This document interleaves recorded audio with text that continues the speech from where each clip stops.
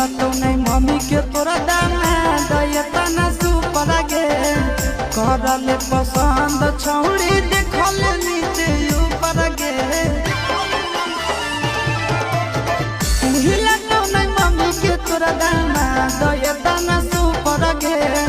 करले पसंद छौड़ी देखल नीचे ऊपर गे सूरज आशीष के मानिले बतिया साड़ी के छौड़ी